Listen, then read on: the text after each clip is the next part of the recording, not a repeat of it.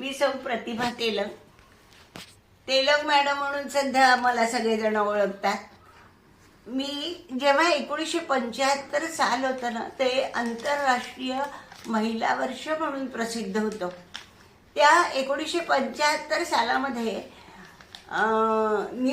आपलं new high school main जे आहे त्या ठिकाणी प्रभाकर देवधर हे हेडमास्टर होते आणि त्या वर्षी त्यांनी जवळजवळ 11 महिलांना त्या शाळेमध्ये जॉईन करून घेतलं. त्यावेळेला माझाही पण त्या नोकरीमध्ये नंबर लागला. नंतर मग त्याचा तर मला जन्मभर फायदा झाला, त्याचा काही प्रश्नच नाही आहे.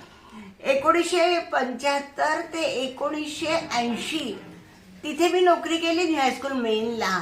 छान शाळा होती, खूप चांगले मुलं होते, आम्ही खूप आनंदात होतो. पण नंतर मग इकडे नूतन कन्या शाळेमध्ये आमचे एक सर होते, लवाळे सर, ते रिटायर्ड होणार होते. त्याच्यामुळे जॉग्रफीला तिथे टीचर नव्हते, म्हणून मग त्यांनी 1980 मध्ये मला नूतन कन्या शाळेमध्ये जॉईन करून घेतले. तिथे माझी बदली झाली. तशी म्हणजे असं शाळा टीचर असं म्हणजे मी काही मोठी कार्यकर्ती नाही आहे. मी आपली एक साधारण टीचर होती. अशा काही इतर ॲक्टिव्हिटीज, त्या मुलीचे नाच बसवणे, नाटक बसवणे असं काही मला येत नव्हतं. पण माझा विषय भूगोल होता. मी भूगोलात MA होती आणि मुख्य म्हणजे टीचरशिप सुरू केल्यानंतर माझे वडील पण BEd कॉलेजमध्ये प्रोफेसर होते. त्यांनी मला पहिला पाठ दिला. ते म्हणाले की प्रतिभा, तुला जर उत्तम टीचर व्हायचं असेल तर मग तू पहिले 5 वर्षात चांगला अभ्यास केला पाहिजे. अभ्यास केल्याशिवाय वर्गामध्ये जायचं नाही. आणि त्यांच्या म्हणण्यानुसार मग मी माझ्या नोकरीला सुरुवात केली. खरं सांगू का, मला शिकवताना खूप मजा यायची. सगळ्या मुली त्या काळातल्या ज्या मला आजही दिसतात आहे डोळ्यांनी, कशा बसलेल्या असायच्या. खूप गर्दी असायची वर्गामध्ये. 85 मुली असायच्या. लोकसंख्या जेव्हा मी शिकवत असायची तेव्हा मी त्यांना म्हणायची, अगं पुढे इतकी लोकसंख्या वाढणार आहे की मग अशा खिडकीमध्ये मुली बसतील, एकेका बेंचवर 5 मुली बसतील, अशी परिस्थिती येणार आहे बरं, इतकी लोकसंख्या. मग ते लोकसंख्या शिकवताना मी त्यांना असं सांगायची. पण नंतर मग सरकारचे नवीन धोरण निघाले, प्रायव्हेट शाळा निघाल्या, खूप साऱ्या प्रकारच्या शाळा निघाल्या. त्याच्यामुळे आपोआप मुलींची संख्या सगळ्या शाळांमध्ये कमी कमी होत गेली. आता तुम्हाला ते जाणवतच आहे की लोकसंख्या कमी नाही झाली आहे, लोकसंख्या वाढतेच आहे. पण शाळा वाढल्या, तिकडे बसेस वाढल्या. असं वाटायचं बसमध्ये कसं बसायचं बाई, एवढी गर्दी असते. ट्रेनमध्ये गर्दी असते. पण आता वाहनं तऱ्हेची निघाली.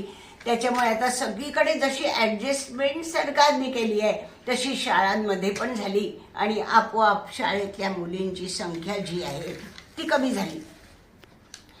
नंतर मग त्यावेळेला आपल्या शाळेला आलेली आहे. आम्ही जेव्हा त्या शाळेत लागलो तेव्हा 50 वर्ष झाली होती. तो खूप मोठा कार्यक्रम झाला होता त्या काळातला, देवधरांच्या काळातला. आणि तेव्हा टीचर्स येतात की नाही, ज्या टीचर येतात की नाही त्यांच्यावर त्यांचं बरोबर लक्ष असायचं. असे बाकीचे लोक पेरलेले असायचे की याच्यातले नवीन टीचर कोण कोण नाही आल्या, आणि ते बरोबर त्यांना जाऊन सांगायचे. मग पुढच्या वर्षी त्यांना नोकरी मिळेलच अशी काही खात्री नसायची. अशा परिस्थितीमध्ये आम्ही सगळे कार्यक्रम छान पार पडले. त्यावेळेला आमचे सगळे सहकारी टीचर्स जे होते ते जणू आमच्या नात्यातच होते. इतके आमचे चांगले रिलेशन्स होते. विद्यार्थिनी खूप छान होत्या, हुशार होत्या. माझी भेट घ्यायची, असे बॅचमध्ये भेट घ्यायची. तेव्हा एक झाली तेव्हा आम्ही हजर होतो. खूप साऱ्या मुली भेटल्या. आता दुसरी भेट घडवून आणायचा सुंदर प्रकल्प शाळेने घेतलेला आहे. ही दुसरी भेट कदाचित 28 किंवा 29 अशी तारीख काहीतरी डिसेंबर पक्की ठरेल, ते तुम्हाला कळेलच. तेव्हा तुम्ही या कार्यक्रमाला जरूर या. म्हणजे आपली सगळ्यांची भेट होईल. शाळेची प्रगती कशी झालेली आहे ते तुम्हाला पाहता येईल. आणि सगळ्या जणी तुम्हाला, तुमच्या मैत्रिणी, तुमच्या टीचर सगळे तुम्हाला भेटतील. तेव्हा तुम्ही जरूर या अशी मी तुम्हाला शाळेतर्फे विनंती करते.